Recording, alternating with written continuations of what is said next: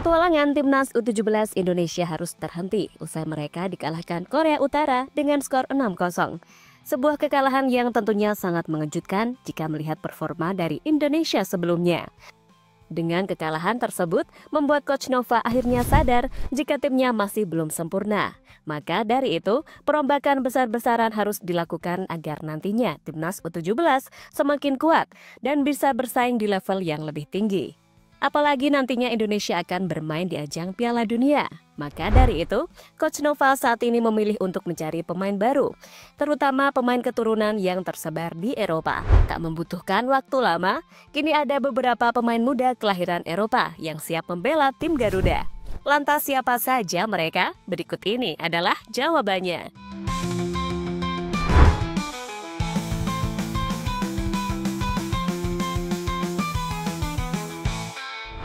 Ya, di babak 8 besar Piala Asia U17, timnas Indonesia benar-benar diberi pelajaran oleh Korea Utara, di mana negara Kim Jong-un tersebut mampu mengalahkan Indonesia dengan skor yang sangat telak 6-0.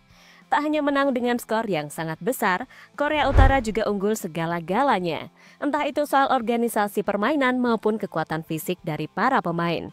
Alasan itulah yang membuat Korea terkesan begitu mudah mencetak gol ke gawang Garuda. Tentu sebuah pelajaran yang begitu berharga yang didapatkan oleh Putu Panji dan kawan-kawan. Jika kerja keras serta latihan mereka selama ini ternyata masih belum cukup untuk melawan tim-tim kuat dari Asia.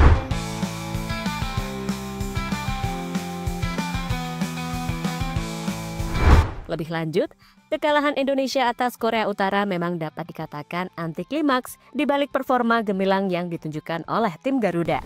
Alasannya adalah karena di babak fase grup, Indonesia mampu menyapu bersih dengan raihan kemenangan.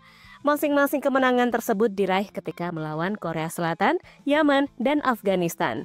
Kemenangan-kemenangan itulah yang membuat fans semakin optimis jika tim Garuda mampu membuat kejutan di ajang Piala Asia tahun ini. Dan kejutan memang benar-benar terjadi. Tapi yang terjadi malah sebaliknya, ketika Indonesia justru dikalahkan Korea Utara dengan skor yang begitu mencolok.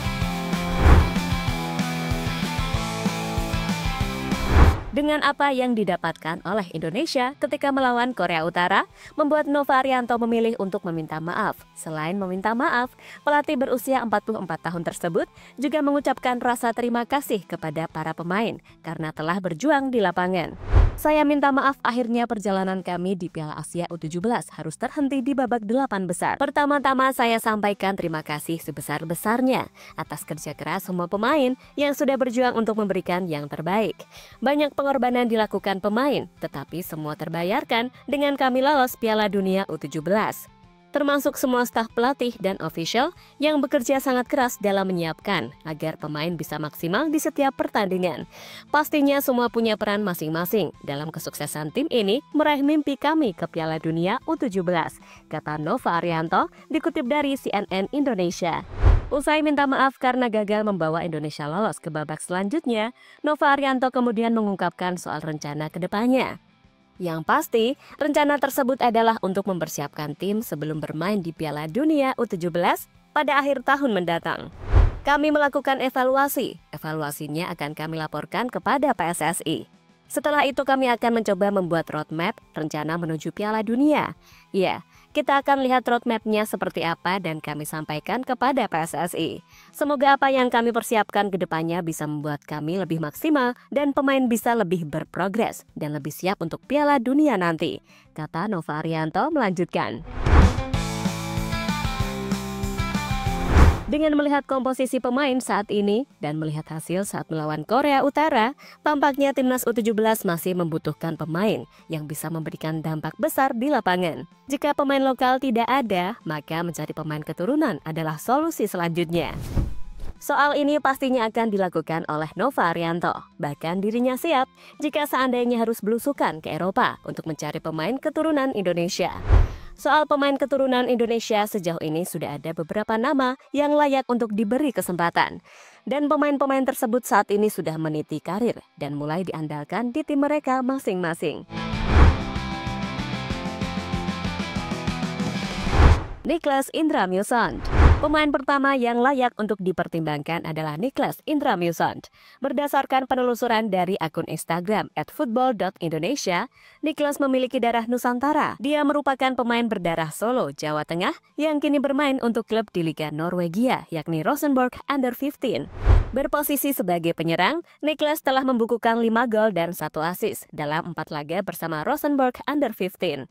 Tentu sebuah catatan yang sangat oke dari pemain muda tersebut. Sebuah catatan yang bisa membawa dirinya untuk membela tim Garuda di ajang Piala Dunia. Dengan begitu, maka Niklas bisa menjadi opsi tambahan lini serang dari Timnas Indonesia.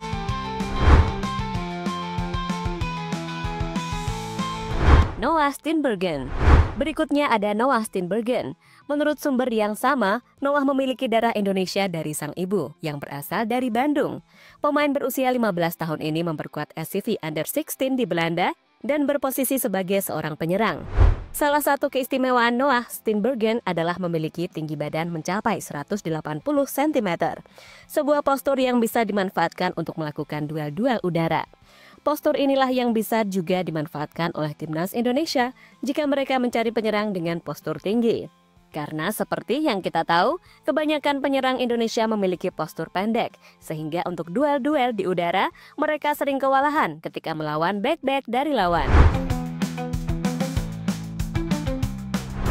Iwan Broekman. Dari namanya aja udah Indonesia banget. Dia adalah Iwan Broekman, pemain muda yang saat ini membela FC Utrecht U16.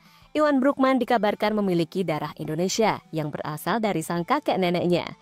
Bahkan kakek dan nenek Iwan dikabarkan masih tinggal di Medan, Sumatera Utara. Untuk posisinya, Iwan biasa bermain sebagai penjaga gawang. Posisi yang saat ini memang dibutuhkan di Timnas U17. Alasannya adalah karena performa dari kiper U17 yang dianggap kurang maksimal saat melawan Korea Utara tadi malam. Maka dengan hadirnya Iwan Broekman, seharusnya lini pertahanan Indonesia bisa lebih kuat dan semakin sulit untuk ditembus oleh para penyerang lawan.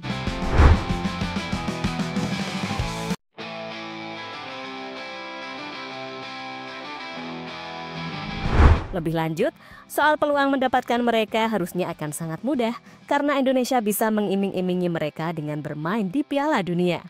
Sebuah turnamen yang pastinya diinginkan oleh semua pemain sepak bola. Soal saingan dengan Timnas Belanda, Indonesia juga tidak perlu khawatir. Karena kebetulan Timnas Belanda tidak lolos ke ajang Piala Dunia U17. Maka 3 pemain tadi harusnya nggak akan berpikir panjang untuk lebih memilih Indonesia ketimbang Belanda. Sementara itu, memakai pemain keturunan di ajang Piala Dunia sebelumnya sudah pernah dilakukan oleh Timnas Indonesia. Itu terjadi di Piala Dunia U17 pada tahun 2023 yang lalu. Waktu itu, tim Garuda mengandalkan 2 pemain. Mereka adalah Welber Jardim dan Amar Berkik. Untuk Welber, kini dirinya telah naik kelas ke Timnas U20. Sementara Amar Berkik, karirnya sudah tidak terdengar lagi karena sudah sangat jarang mendapatkan panggilan dari Timnas Garuda.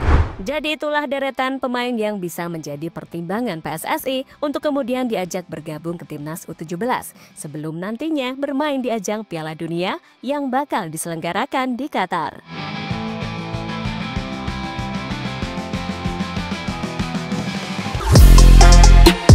Halo, izin iklan sebentar ya guys. Jadikan ruangmu bernuansa Timnas. Temukan beragam poster dinding, sepak bola dan Timnas dengan desain menawan, kualitas premium dan harga yang tidak akan menguras kantong. Segera klik link Shopee di deskripsi video ini dan dukung Timnas dengan sepenuh hati. Mulai dari dinding rumahmu.